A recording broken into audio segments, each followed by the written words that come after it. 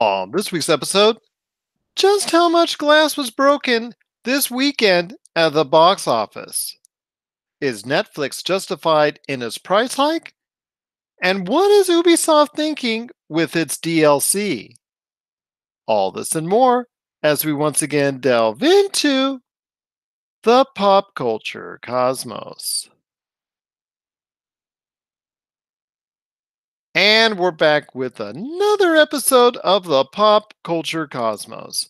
My name is Gerald Glassford from Pop Culture Cosmos and Game Source. We truly appreciate everyone out there listening to all of our programs.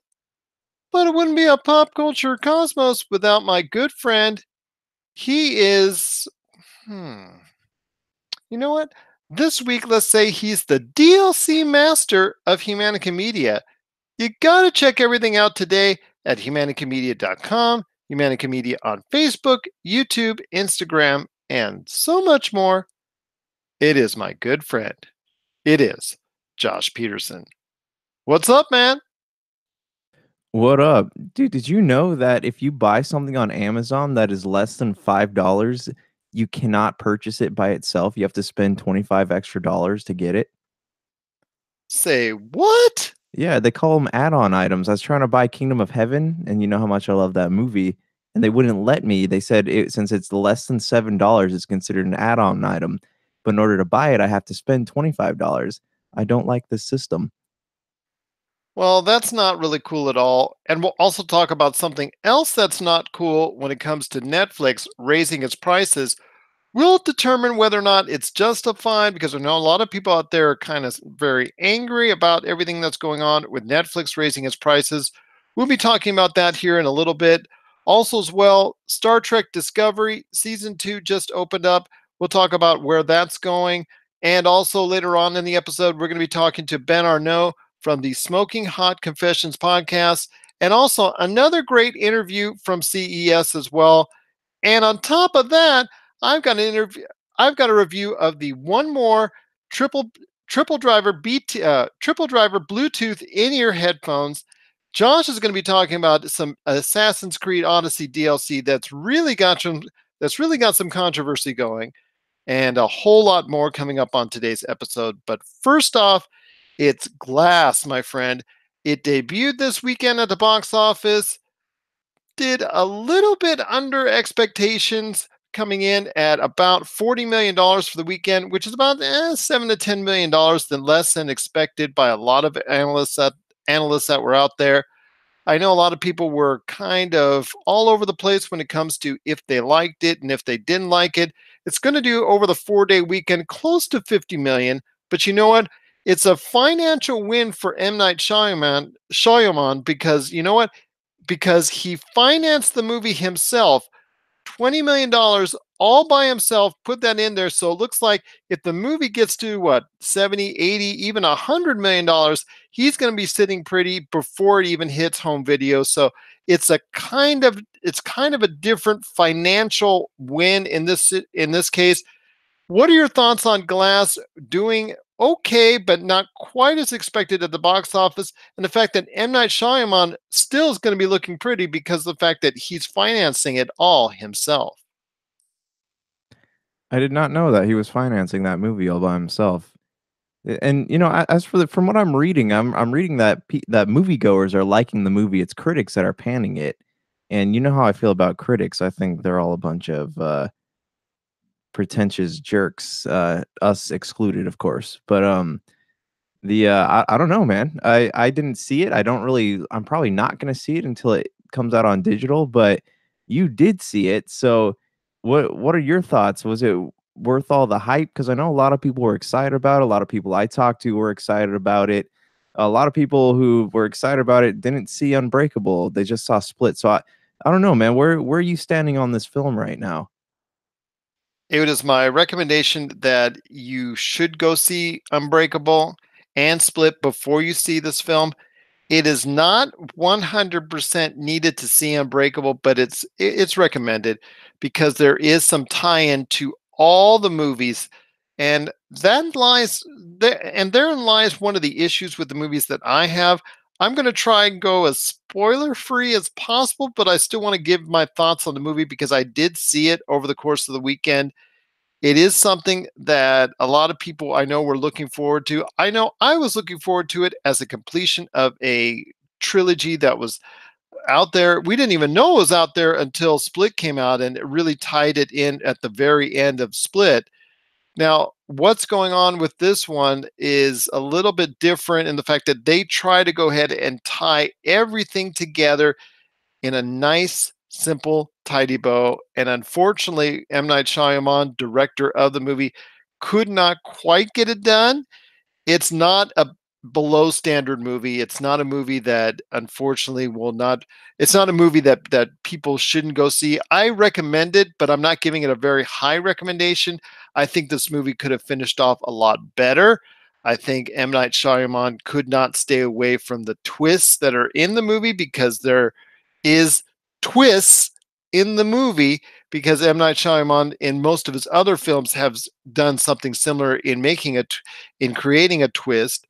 It's paced a lot better than Unbreakable. I know that's what a lot of people have against Unbreakable, the original movie that came out in 2000, is that it is paced very slowly, as was a lot of his films that M. Night Shyamalan made at that period of time. But it is better paced than Unbreakable.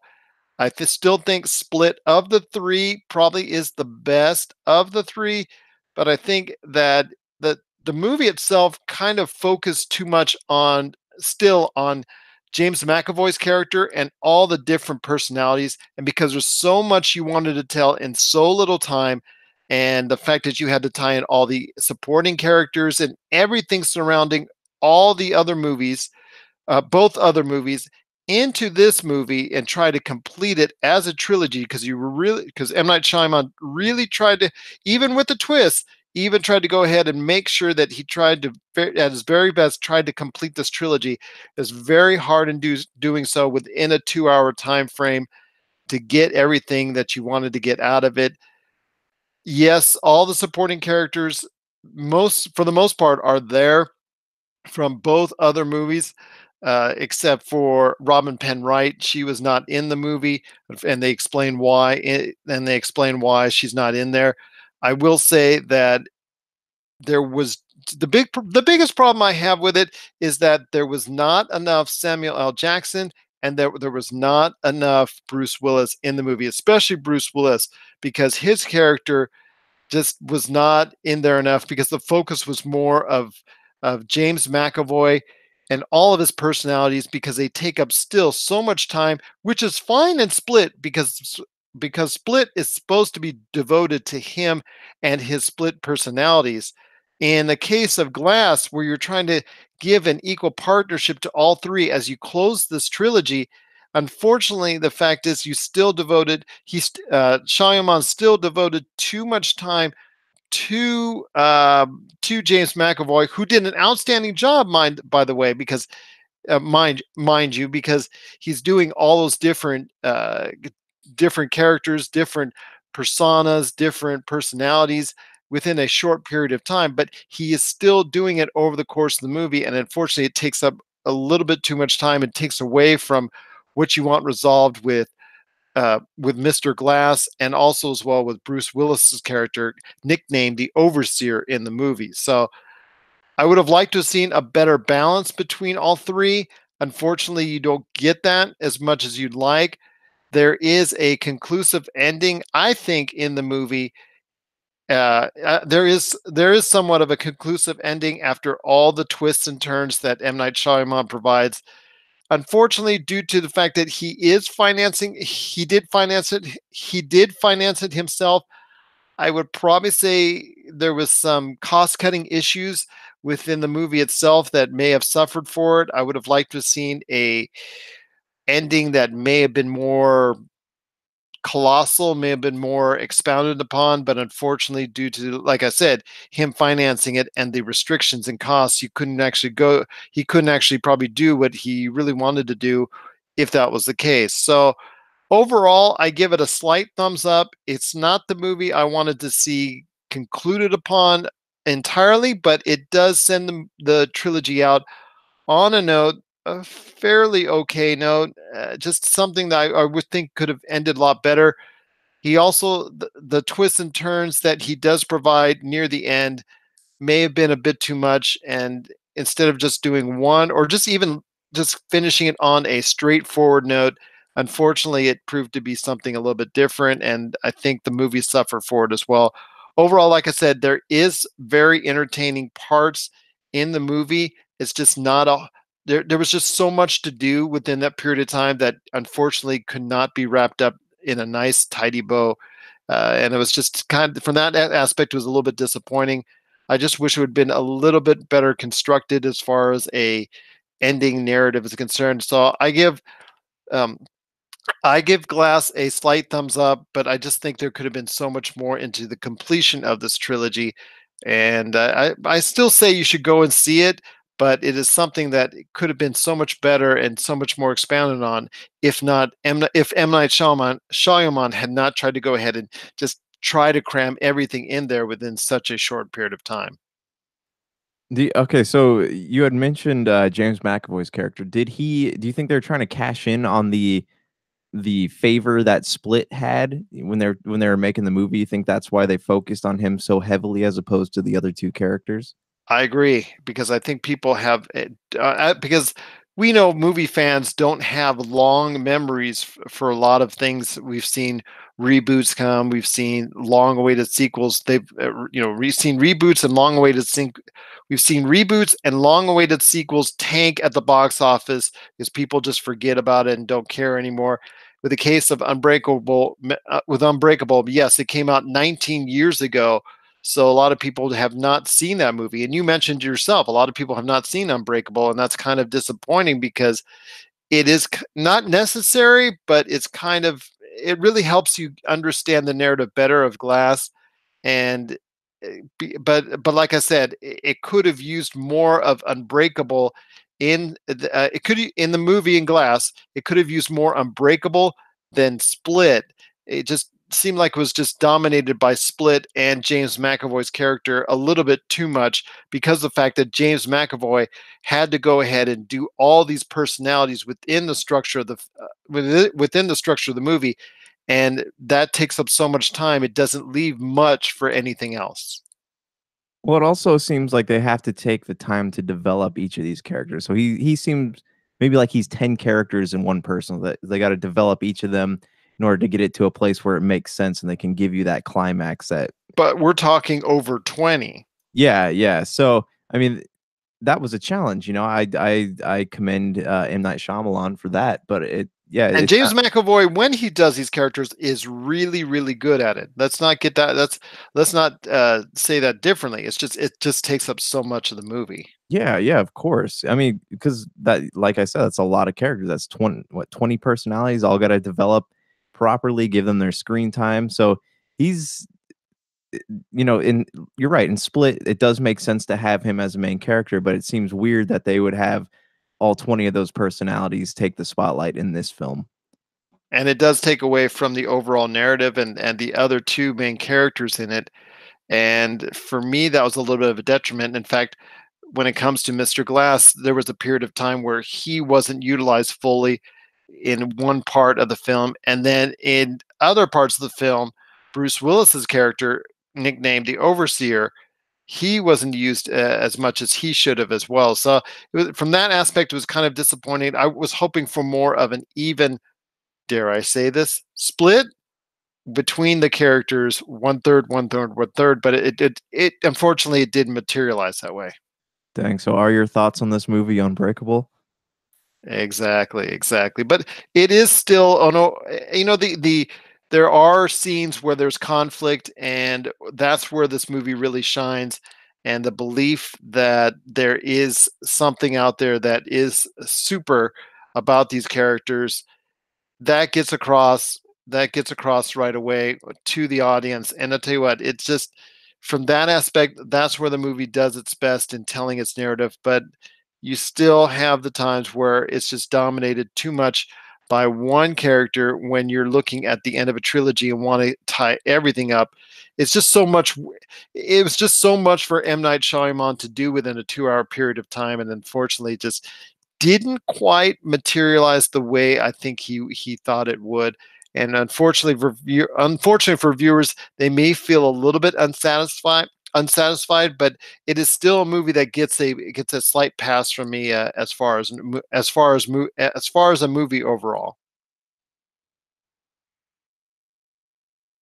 Nice. So, would you? So you said you would recommend people going to see Unbreakable first. Yeah, it's not a must. It should be must watch, but it is. But the way the movie is structured in Glass, it makes Unbreakable a. It's okay if you watch it, but it's also okay if you miss it. All right, cool. Well, I'm gonna probably check it out on digital, but yeah, it's just it seemed like one of those. It seems weird that why would they make this movie exist? You know, if they didn't have plans on making more. So I wonder what the future is about it. So I want to do some reading. Well, like I said, they had a twist. Like I was telling you before we started the program, they had twists that made it look like they were going to extend it. Maybe. But then again, there might be other twists as well in the movie, and I don't want to go into too much detail, but it's an M. Night Shyamalan movie, so there are twists in it that will go ahead and change the scope of the movie, change the scope of the movie and its outcome. So, be that as it may, it is still a slight thumbs up for me. What are your thoughts out there on Glass? Did you enjoy it? Did you think it was better than I thought, or did you think it was a lot worse? Share us your thoughts, popculturecosmos at yahoo.com. Also as well, Pop Culture Cosmos, Humanica Media, and Game Source on Facebook, Twitter, and Instagram as well. Well, my friend, Netflix raised its prices, I think $2 to $3 across the board, if I'm not mistaken, recently. Oh, excuse me, $1 to $3 across the board recently. Your thoughts as a Netflix user, as a Netflix customer? Is that justified in your opinion as far as the raise in rates? Is it something that you feel that is still going to keep you as a customer? Or are you thinking about other alternatives with the fact that Netflix is now, for many here in the United States, a little bit more expensive? Well, here's the thing with that. I don't pay for cable anymore. So, I mean, Netflix still compared to what I would be paying for cable is still relatively cheap. But uh, if it hit $15 or over, yeah, I would cancel for sure. But they're still throwing a lot of content out that is unique, and there's enough shows there that are keeping me going back to it. And the weird thing is, a lot of the time, I don't use that subscription anyways. I have it and I keep renewing it over and over again, but I only use it when I want to watch a show. I don't come home and like just throw on Netflix all the time because I would rather sit down and play a good video game or I got to work on the Pop Culture Cosmos stuff, but I keep paying the subscription over and over again. I don't know why they feel the need to keep raising it, but from what I understand, though, they have one of like the biggest studio production studios in motion currently, if that's correct. That is correct. I mean, they're the dominant force that's out there when it comes to streaming. In fact, some of the things that they were saying were kind of amusing because they likened their competition, instead of Hulu and Amazon, to more of Fortnite, which was crazy to me in thinking that they're seeing things outside of the box and are perceiving Fortnite as a bigger challenger to their throne right now than Hulu or Amazon, especially with Disney Plus coming down later this year as a viable alternative to what Netflix is going to be offering. Some of the shows that they were talking about that are really doing well for them when it comes to Bird Box, which has been seen by what they were saying in a recent investors conference, 80 million people, 80 million views as far as Bird Box is concerned. They also, as well, have had other shows do in the neighborhood of 20 to 40 million. And when it comes to new shows coming on the way that they're going to be debuting, they were talking about depending on the ones that they're targeting, and depending on the ones uh, depending on the ones that they're targeting to a specific demographic of viewers. Some of them are targeted for about 20 million, and some of them target about 40 million before they think that those shows that they're coming up are going to be successful. So there's a lot of expectation when it comes to Netflix shows, and we now get a better understanding of why they go ahead and pull the plug on some shows and pull the and keep others running. Does that tell you when you see that 20 to 40 million is the expectation?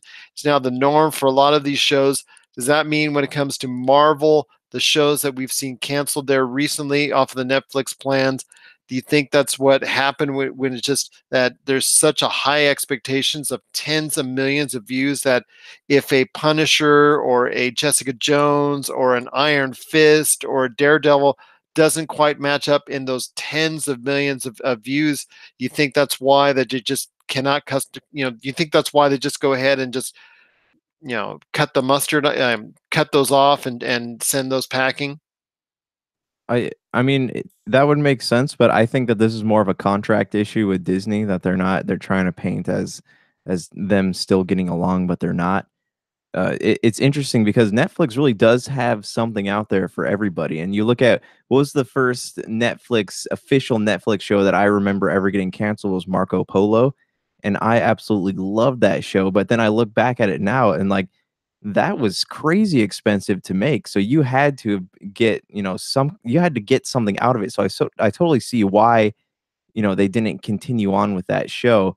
My only issue with Netflix now is that people are starting to get attached to these characters. So Netflix is they have the freedom to finish complete stories before they cancel things. So I think they needed to offer that to people, and then people will be more open to price raises and stuff because they're giving them complete stories. If something doesn't perform well, give it another a special 3 episodes like they did with the Wachowskis since 8, right? They gave it I think another like 3 to 6 episodes, and they allowed them to finish the story they were trying to tell.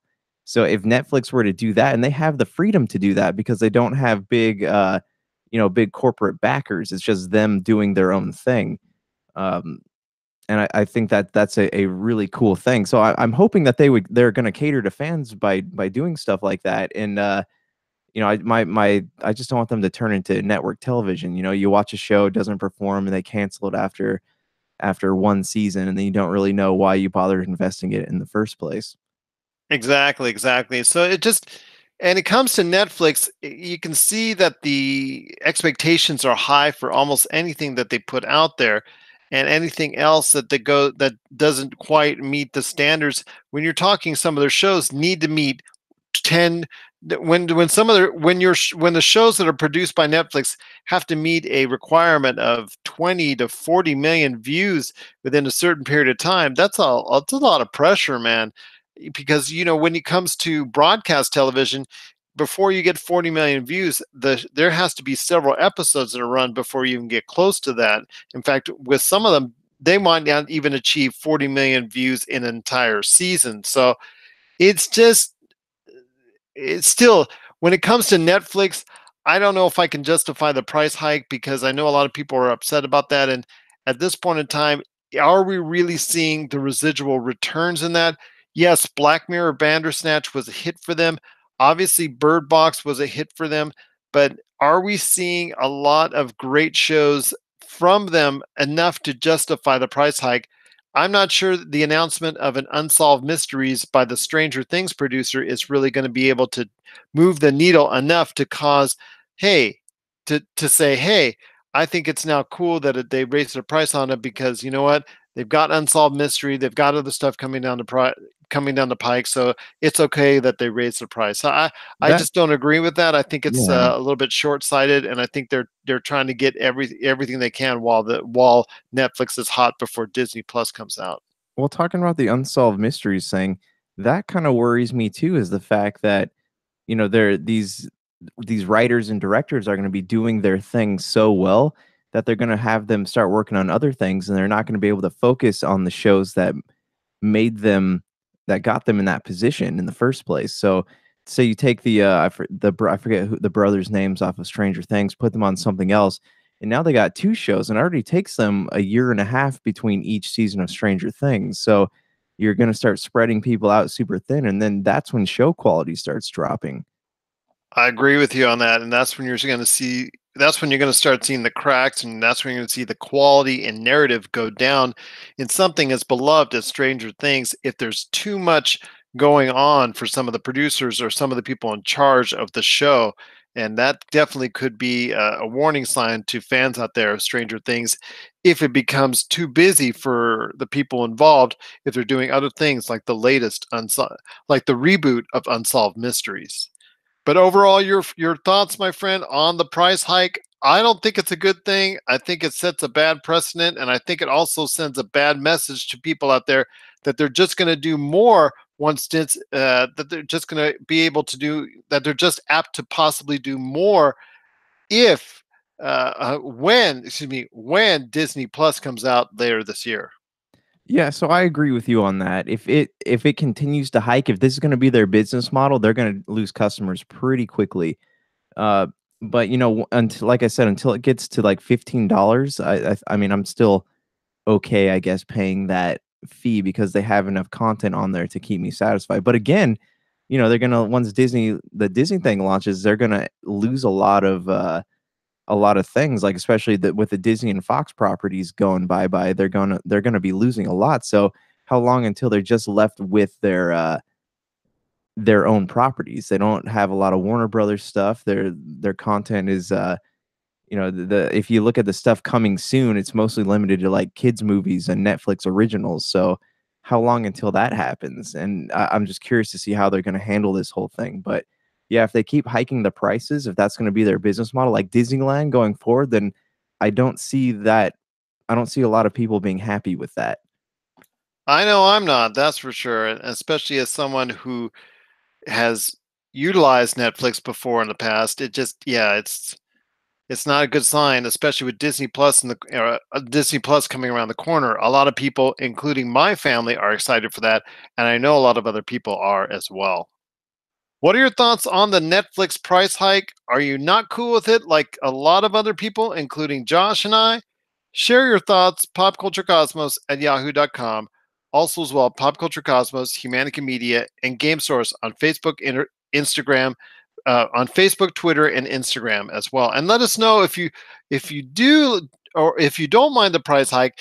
Let us know. Are you getting enough television from Netflix? Are you getting enough program and content from Netflix to go ahead and justify any price hike that they might do? One last thing before we hit the break, my friend. Star Trek Discovery hit season 2. I will tell you, and again, I'm not going to go into spoilers. It's off to a good start. I think a much better start than last year, the first season. Obviously, we're going to get, they were going through the baby steps and bumps in the road, but this season, with the with the introduction of Christopher Pike, of the character of Christopher Pike coming back into the world of Star Trek, I really think it provided a little bit more fun, a little bit more instance of levity, and I kind of liked where I kind of like where the show is going and now in the direction. It was really dark with the conflict with the Klingons in last season. I think it's just going in a little bit better direction at this point in time. Tell you what, Star Trek is really becoming hot again. I wish they could get their act straight when it comes to the movies, but Star Trek 4 most likely being canceled or being on the shelf for a long time is really not a good sign. But when it comes to the television side, with Patrick Stewart getting his own show, Michelle Yeoh is coming back a little bit in season 2 to basically kickstart her show coming out, her Star Trek series, her Star Trek spin-off series coming as well to CBS All Access. So she's getting her own spin-off Star Trek series. Plus, you got the Star Trek shorts, which were very well thought of. I'm telling you, man, if there's anything you want to get into, I know you're not the biggest Star Trek fan in the world, but it may be a time to get back into Star Trek once again. Wait, so Christopher Pike, they're not merging the shows and the movies, are they? Christopher Pike is from the original show. He's Okay. from the actual. He was actually in the pilot of the original show before Kirk. Oh, got it. Okay, because he was the mentor in the first Star Trek movie. But he wasn't a mentor in the TV series. His character actually was the captain of the Enterprise before Kirk in the TV show, and so that's what is portrayed as now in the TV show. I know he was a mentor in the movies, the reboot movies, but in the TV show he actually appeared before William Shatner's Kirk and alongside Leonard Nimoy's Spock in the original in the original pilot for Star Trek, and I think that's what they're basing it off here when it comes to Star Trek Discovery. He has now taken command of the ship due to circumstances with the Enterprise. He has now taken command of the Discovery for the time being, and so far has provided a bit of levity and also a lot of interest for a lot of good viewing. Yeah, I think that's really cool. But again, like they're doing a call out to, a Star Trek legacy that a lot of newer fans don't really know about. I will give them this though. I have seen the trailers for the new season of Star Trek, and the production value is insane. It almost is as good as the films themselves. So at this point, I would have liked to see another, Chris Pine Star Trek, but the show actually looks like it stands on par with the film. So they have that going for them for sure. And I'll tell you what, it really does a great job of promoting that production value very well. It's very slick. There's no it seems like there's no cost cutting or no edges cut from as far as no cut corners or anything like that. And they're also introducing the Spock character. Now that's a little bit up for debate as far as how they're going to treat that character over the course of this next season. You didn't get a chance to see him yet, but he is spoken about and thought of in the context of the first episode. So if you want to get a better idea of what's going on, it is on CBS All Access now. I believe you get it if for those who want to just give it a shot, give it a trial. I believe there's a free trial. I believe there's a free trial available, but for fans of Star Trek, it's nice to see Star Trek going in a positive direction once again. Hopefully, we can get the movies back on real soon as well. What are your thoughts out there on Star Trek Discovery? Let us know as well. PopCultureCosmos at yahoo.com. Coming up next, we've got from CES, it's our good friends at Plantronics. You know what? Do I want to do Plantronics? Let's do something else. Coming up next, it's an interview we conducted at CES 2019. It's Tech 21. They've got a lot of things going on when it comes to protection for your devices out there that are really gonna make you think about what you want to do for protection for your next cellular phone. And also coming up after that, our good friend Ben Arnault from the Smoking Hot Confessions podcast.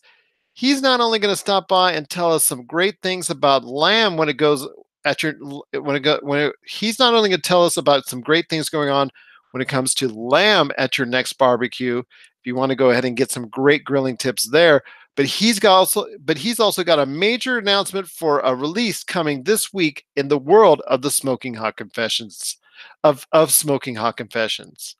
This is the Pop Culture Cosmos.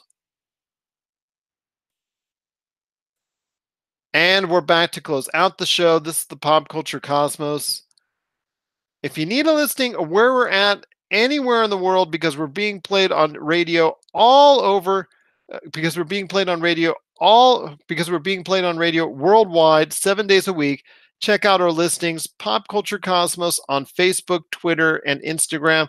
And I'll tell you what, it is so awesome because we just added another great station to our syndication. I want to give a big, warm welcome to WCSQ 105.9 FM. What was it?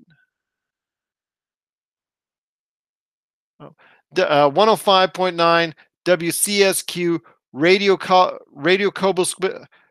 Cobleskill.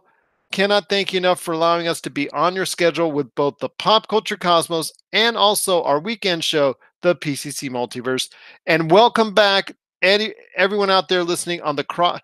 And welcome back, everyone out there listening on Croc Radio. It's so great to have. It's so great to be back on your station. Cannot thank Buddy Gold enough for being a part of your awesome radio network. My friend, you've got a great thing going on with Humanica Media. What's up, man? With everything going on at Humanica Media. We just put up a new episode of Topic Apocalypse yesterday, and it's actually I hate these episodes that we're putting up. They're these this New Year's Eve chat that me and Big Dog had, and we had my brother and his wife sitting at the table, and they just are not good with podcasting. It is absolute garbage. But if you want to listen to it, go ahead and be my guest. We'll have legitimate episodes coming back at you starting next week. So listen to it. You're not missing out on anything. But I'm still going to promote myself, so you should definitely listen to it. And it's also available Tuesdays on the Podcast Radio Network. You wanted to give also a high sign for a little bit of a shout out there, I think, in the music world. Oh yeah. So there's this band out there called Commonwealth, and the guitarist I actually worked with at Best Buy, but he played guitar for one of our buddy Chad Smith from Hyperschmidt. He played guitar in one of his shows, so it was a really small world that we ran into each other again. But his band Commonwealth has an album out right now, and it is an absolute beautiful album. It's it's not like super hardcore. It has enough like thought into it that may hold on. You're gonna have to edit this out, man. I gotta get my thoughts straight again. All right, yeah, check out Commonwealth. They have this album out right now called Everyone Around Me, and the guitar player I knew from when I worked at Best Buy, and he actually played guitar for Chad of our buddy Chad Smith of Hyperschmidt at one of his live shows. So it's a small world that we ran into each other again. But check out his band Commonwealth. Their album Everyone Around Me is out now, and it's got quite a few good songs on it that kind of explores the more like beautiful and tragic aspects of human nature and life itself. And they're definitely check out their Facebook and social media pages, because they tell some stories about what they're going through in life, and you kind of hear it come out in the songs. And I cannot recommend it enough. I'm gonna have a review up soon, but definitely check it out in the meantime. I also got a chance to check out recently the One More Triple Driver Bluetooth in-ear headphones from the Triple Driver Bluetooth in-ear headphones from One More. They're pretty good. I've got a review coming up for that this week at popculturecosmos.com and popculturecosmos.wordpress.com. Tell you what, these headphones, the sound on them is really good, noise cancellation, but it's kind of a hybrid between those over-the-ear headphones and the ones you just put in as earbuds. They're kind of a mix. In fact, that they do have the noise canceling, but they do have great sound, great bass. The only hindrance I think for a lot of people would be the fact that it does have a flexible, long, long circular type apparatus that goes around your neck. And even though the controls are easy to use and whatnot, it still might be a hindrance for some. I still think overall, like I said, the sound is really good. The bass is for something of that nature is really nice.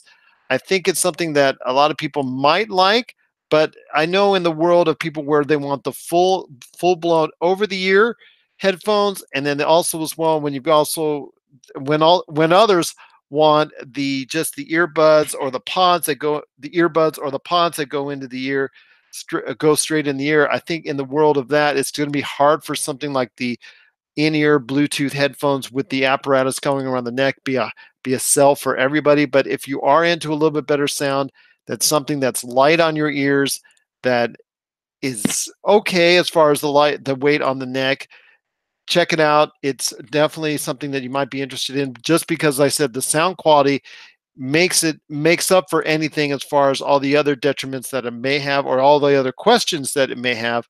And you want to check out my review, it'll be up this week on Pop Culture Cosmos, and also as well popculturecosmos.wordpress.com. So before we head on out, my friend, Assassin's Creed Odyssey, they have a DLC which is creating a lot of controversy out there. You and I have got some differing opinions on it, so I want to hear your thoughts first, my friend, on the latest Assassin's Creed DLC. Okay, well, here's my thing on this, and I get why people are upset, but so for those of you who don't know, these in the Assassin's Creed DLC, you're forced into a traditional relationship because you have a child, and that's how the story carries on. That's the vehicle. That relationship is the vehicle for moving the story forward, and that's supposed to outline kind of like the sacrifices that Leonidas and um, the main character's mom made to push the bloodline forward. And I totally get why they would do that. There's a lot of people who are outraged over that because it's they chose to play the game in a non-traditional relationships, or I don't even know if I'm saying that right. What is the word I'm looking for? That's not offensive. You're gonna have to edit this out. What is Well, homosexual? Oh, you well, can't say that, right? yeah, it's just like it's okay. The game gives you a choice as far as if when you're a female protagonist and also a male protagonist, if I'm not mistaken, that you'll be able to go with either someone of the opposite or the same sex. Okay, that's what. Yeah, yes, exactly. So, in the DLC, that you go into a traditional relationship to carry the bloodline forward. And here's the thing, okay, like the people that are complaining about this are either have not played the game, or they are less than 1% of the people who have played the game.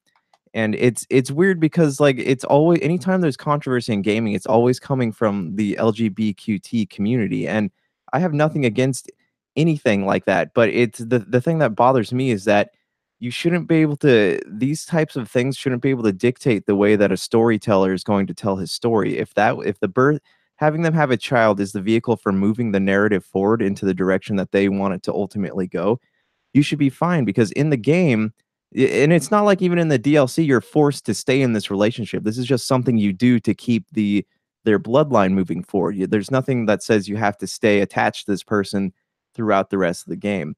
And they say we spent the other portion of the game getting into same-sex relationships, heterosexual relationships, whatever you chose, but you don't actually form relationships. They're just random people you sleep with to do favors that make the quests easier. So it's yes, you can play the game how you want to, but you have to understand that sometimes the writers need when they tell stories, they need to do things to move the narrative forward. And there's not really any such thing as an all-inclusive story. Everything caters to a different audience, and they didn't even write this DLC in a fact that made it cater to a single audience. It was just one thing they did in the narrative so that they can keep the story going forward. I know you're going to disagree with me, but what did you think? So I want to know what you thought so I can respond to your thoughts here. Go ahead. I just think it was short-sighted on Ubisoft's part. I just think they should have not even had that kind of narrative in the first place. If you're going to create scenarios where an individual protagonist can go ahead and see whoever that they want to see, then don't create a narrative after that with the DLC that people are paying extra money for that's going to force a narrative that they're not happy with. I think it was short-sighted on their part. And I just think when you go ahead, it just sounds like one department was doing something different from another department, and then they finally realized it after the fact. So then you have to go into political correctness mode and all that. So for me, it was kind of disappointing to hear that Ubisoft was a little bit short-sighted in how it made its DLC because of the fact that they're not catering to a general yeah, they're catering to a general base of fans, but they're not catering to all fans, especially ones who invested time in it. Because I disagree with the fact that there are gamers out there who did play through the narrative a certain way and in a certain fashion and were actually legitimately had a gripe when a narrative was forced on them that was different than what they've been playing throughout the entire game. Yeah, but as someone who has played the game and all of its side quests, I've spent over 100 hours in that narrative. I see why they did it though, because a big backbone theme of the game is, making sacrifices to carry on a legacy. And like I said in this DLC, they don't force you to stay in this relationship. It's just a vehicle, or it's really just a plot point. And there's nothing moving forward. They have no plans of making you stay with the individual whom, you had the child with. So it's just I don't know, man. Like, I feel like Ubisoft should not have had to, make the huge apology that they did. I get why people are upset, but like, if you look at the history of Assassin's Creed games, they don't really have a great history of connecting with the games that came before them. They've always more or less been standalone pieces. So your decisions in those games have never really affected what happens in the DLC. Don't get me started with Assassin's Creed and trying to link a narrative between all their games. Don't get me started on that, man. You're gonna get you're gonna send this show right off it into a I train know that wreck. the explosion's happening. So I'm really just curious how, what's going to happen with this third part. And again, I see why people are upset, but I don't think that as someone who tells stories, I don't think that, writers should be forced into a mold just to, follow an agenda of some kind. That's always been my thing. And uh I don't know, man. It's just I think this is not the big deal that it was made out to be, but it happened. We're moving on. What are we gonna do? And I respectfully disagree. I think it was a little bit short-sighted. I think it was just one department is one side not knowing what the other side was doing and just really not having the total thought process when they go ahead and doing that. And in the world that we live in today, I understand political correctness and all that. It's just you can't be going ahead and making mistakes like that, especially for paid DLC. If it was free DLC, I think that to me might make it a little bit different. Shouldn't, but it might. I just think, especially if people are paying extra money for it, everyone who pays extra money for it should be getting the same type of narrative, and they should be getting the same type of enjoyment out of it. Yeah, and I totally get that. Sorry, let me just close with this one thought. I totally understand that. But again, as someone who has played the game, like that is a big theme in the game is carrying on the legacy. It's the legacy of the Hidden Blade. Everything in that game revolves around legacy and making sacrifices. So it makes sense to me that they would do that. Wouldn't it have been nice if they've just gone down and in the middle of the game just had actually just a TV set up and just played God of War in the middle of the game? Boy. Exactly, exactly. What are your thoughts out there on the latest Assassin's Creed DLC about and all the controversy surrounding it? Share us your thoughts. PopCultureCosmos@yahoo.com. Also as well, Pop Culture Cosmos, Humanica Media, and Game Source on Facebook, Twitter, and Instagram as well. Want to thank Ben Arnault from the Smoking Hot Confessions podcast, and also as well everybody, the folks at the folks at and the folks at Tech 21 for stopping, and the folks at Tech 21 who allowed me to interview them at CES 2019. Got a lot of more great. I got a lot more great CES 2019 interviews along the way and are in coming episodes. Plus, also on Friday, hope to be able to get a preview of what's coming up this weekend when it concerns the Royal Rumble and so much more. Any last thoughts on the way out, my friend? No, I think we covered it, man. Yeah, really, I got nothing. So, what about you though? You got any closing thoughts? You know what? I'm just glad to be here. Glad to be talking a lot about great things of pop culture. It was a very busy 10-day period for pop culture, and I'm looking for more great things down the road. Hey, you know what? I'm going to say it right now. Super Bowl prediction. I'm going with the Rams over the Patriots this year. Just throwing Mm, that out there. bold claim, man. The Vons by my house is actually selling a lot of Rams gear right now. So I'm thinking about going and buying a bunch of thing and pretending that I know how to football until the Super Bowl's over. There you go. Jumping on that bandwagon, my friend. Jumping on that bandwagon.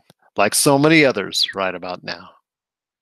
So for Josh Peterson, this is Gerald Glassford. It's another beautiful day in paradise right here in the pop culture cosmos. We thank you for listening. And here's hoping you have yourself a great day.